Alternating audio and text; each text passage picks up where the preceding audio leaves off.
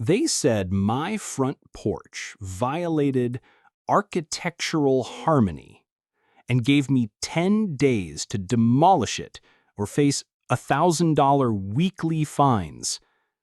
What they didn't know, that porch was my late wife's last design before she passed, and I built it with my own hands.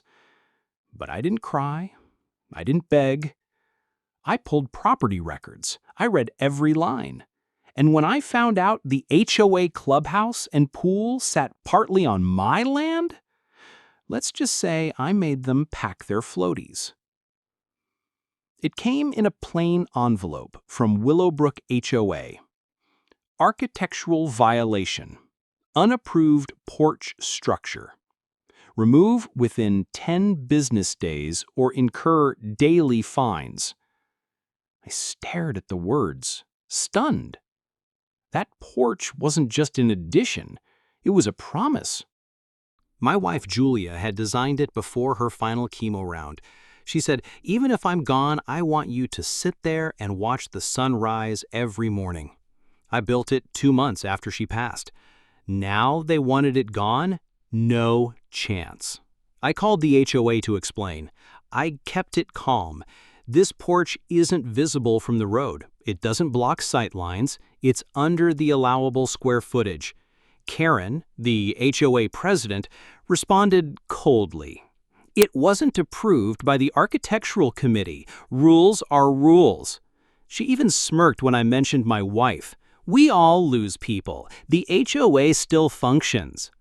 That day, something inside me snapped. Not in anger, in resolve. I was done playing nice. Late into the night, I dusted off my property folder.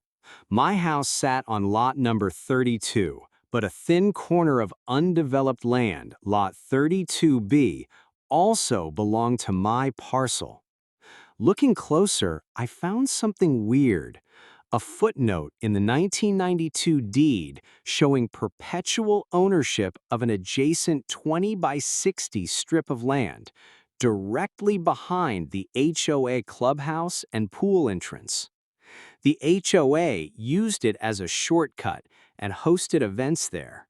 But they didn't own it. I did. And they never got legal easement to use it.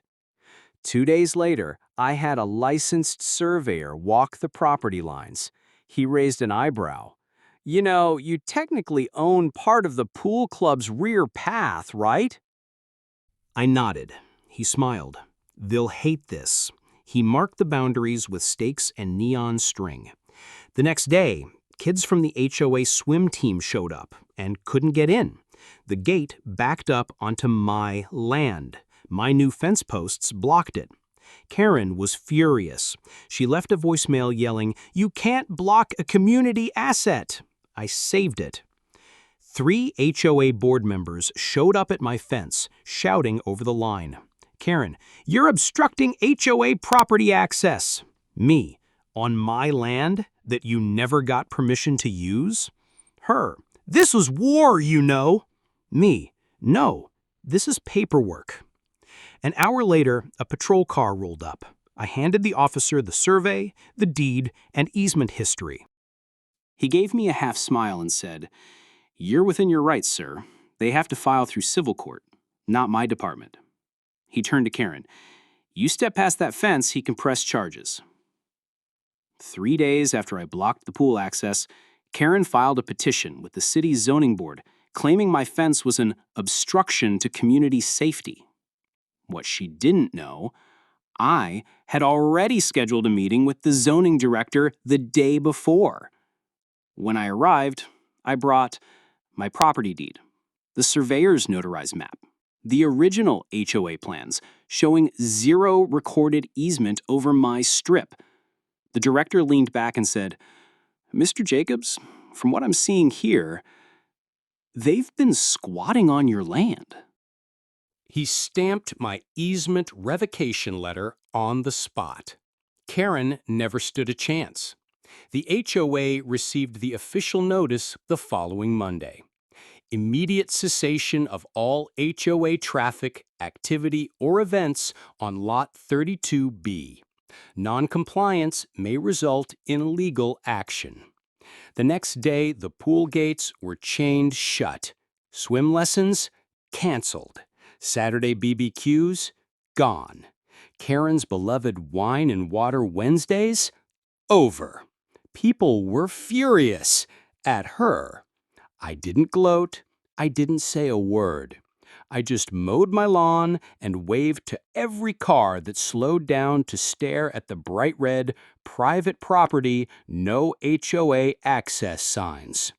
At the emergency board meeting, Karen stood and announced, "We are pursuing legal action to seize easement rights," and force Mr. Jacobs to restore pool access. But a retired judge from the neighborhood stood up, Mr. Calhoun. Quiet guy, lived down the block. He raised one hand. "Actually, Karen, I've read the deed. He owns it.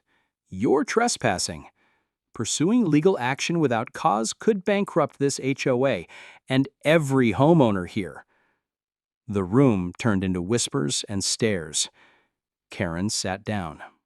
For the first time, she looked defeated. As I reviewed more of my property records, I noticed something else. The stormwater drain behind the clubhouse fed through my land. It wasn't just an access path I controlled their drainage. Turns out, they'd never filed the right environmental access easement. So I revoked it. The next time it rained, the pool backed up, the clubhouse lawn flooded, emergency crews had to shut the pool indefinitely due to unregulated runoff access. The HOA had no choice but to issue a public apology and rescind the fine against my porch. In fact, they paid me $7,500 in damages. They never bothered me again. Karen resigned from the board within a month. The new board president visited me with coffee and said, "We don't want war. Can we start over?"